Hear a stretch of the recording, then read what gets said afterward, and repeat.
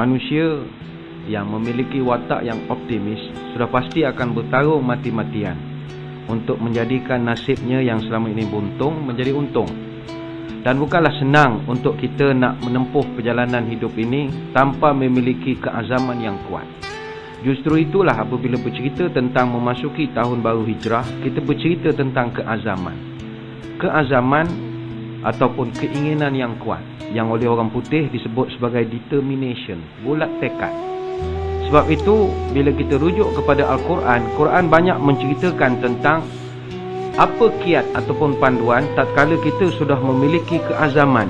Boleh rujuk surah Ali Imran 159, ayat yang begitu masyhur sekali, faiza azamta fatawakkal 'ala Allah. Bila sudah berazam, maka bertawakallah kepada Tuhan.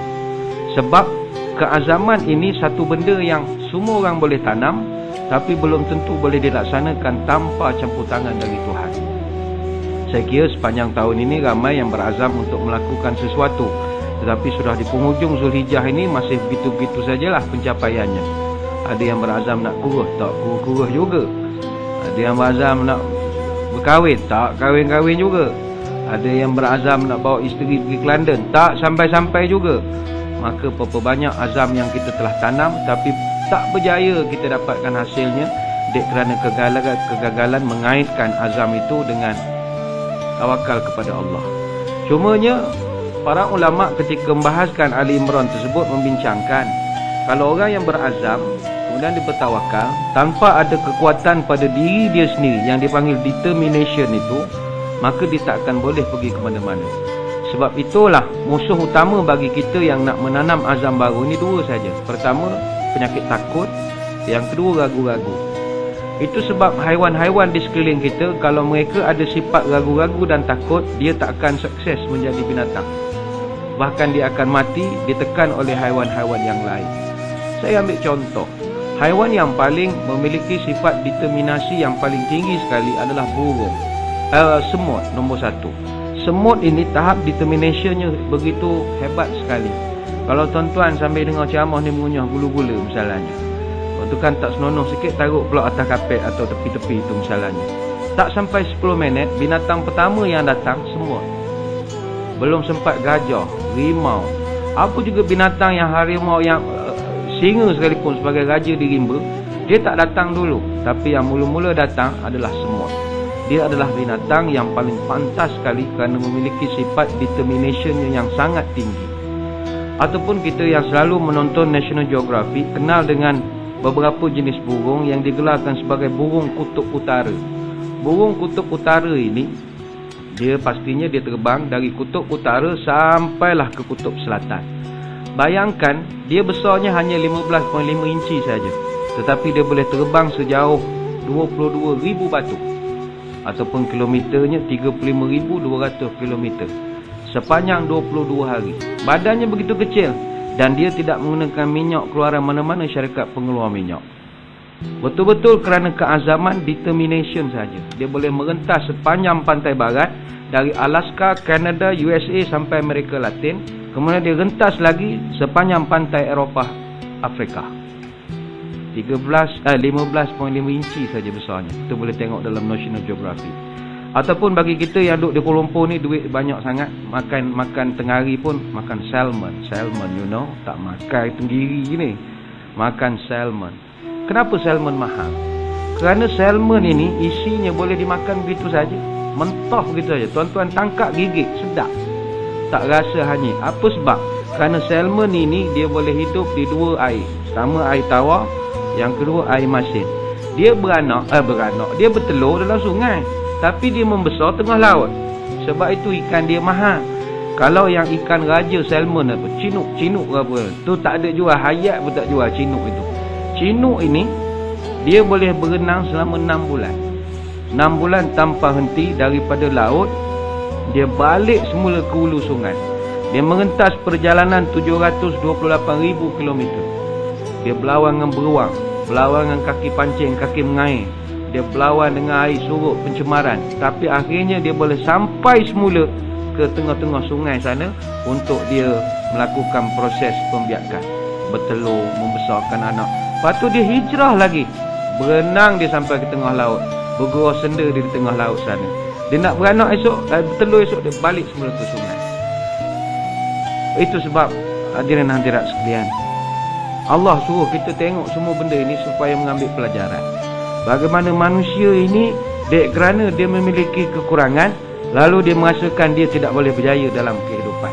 Sedangkan haiwan itu jauh lebih kekurangan daripada kita, tetapi mereka boleh menempuh kesukaran hidup dengan penuh kesabaran dan akhirnya membuahkan kejayaan. Kenapa? Determination. Manusia sekarang ni masalah dia merasakan dia serba kekurangan. Dia tak perform dalam apa-apa pekerjaan. Kenapa?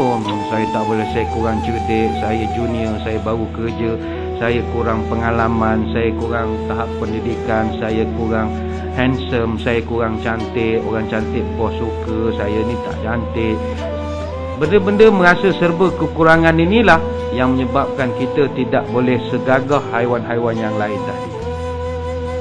Salahnya tuan-tuan, sebagai manusia yang merupakan ciptaan Tuhan yang terbaik sekali, Allah tidak pernah menciptakan kekurangan kepada manusia. Hatta orang OKU sekalipun, OKU dia bukannya kekurangan, tetapi kelainan sahaja. Sebab itu OKU itu istilah untuk orang kelainan upaya, bukan orang kurang upaya. Berapa banyak manusia hebat dalam dunia, Tuhan bagi dia kekurangan, tapi ada dia kelebihan yang lain. Saya ambil contoh, kita orang Melayu ni, kalau bandingkan dengan orang Afrika, jauh lawa kita lagi. Orang Afrika ni, la ilaha illallah, dia punya tahap tak lawa dia, kulit dia kita ni dah gelap dah. Orang putih, orang Afrika ni kulit dia dengan rambut dia sama hitam. Bayangkanlah macam mana gaya nak make up. Baik itu kalangan kami penceramah, kalau nak masuk TV kena make up dulu. Jadi saya tanya tukang make up, kalau nak make up penceramah yang gelap-gelap ni guna gaya? Takkan nak pakai bedok foundation nak tebal kan macam wayang Cina dah muka. Dia kata kami terpaksa import dari Afrika punya alat make up tu. Nak bagi dia punya, saya pun tak kerti istilah make up ini, tak bagi nampak berbalang-balang. Susah. Mereka gelap betul kulitnya, tetapi Tuhan bagi kelebihan orang Afrika. Walaupun kulit mereka gelap, ni kita dekat dengan KLCC, dekat dengan Celcom. Celcom ke main besar, Maxis Celcom belah sana. Dia punya gambar besarnya Usain Bolt. Siapa Usain Bolt? Orang kulit hitam, duduk di Jamaika. Dia boleh berlari 100 meter 9.58 second, walaupun muka pecah rumah. Kita hot answer ni suruh berlari, belum tentu boleh lawan sama dia.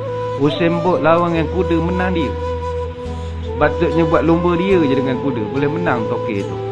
Punyalah laju. Padahal kulit dia gelap.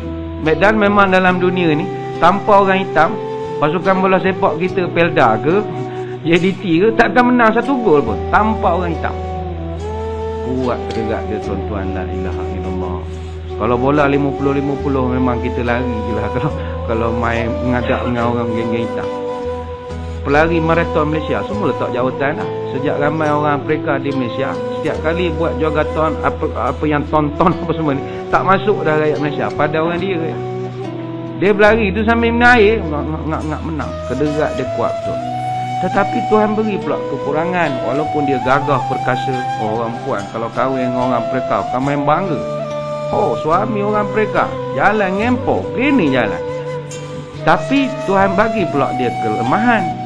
Tak pernah dalam sejarah mana-mana orang Afrika yang pernah berjaya panjat gunung Everest. Tak tahu apa sebab. Bahkan orang Afrika tak terkenal memanjat gunung. Tak tahu kenapa. Hatta gunung Kinabalu pun dia tak boleh panjat. Padahal dia boleh berlari laju. Yang ini misteri yang masih belum terungkap. Apa sebab orang gelap, orang hitam tak boleh panjat gunung? Macam kita dalam Malaysia tak boleh jawab. Apa sebab orang Cina tak jual roti canai? Kan susah nak jawab. Padahal dia kaki mega lah. Ataupun kenapa orang India tak jual durian kat Malaysia? Pelik tu. India tak nak jual durian. Nak kata dia tak tahan busuk, dia boleh buat jalan lebih teruk lagi bau tar daripada durian. Dia tak tahu mengapa. Sebab itu tidak ada kekurangan. No such thing. Semua orang diberikan kelebihan, cuma tinggal kita menggali potensinya sahaja.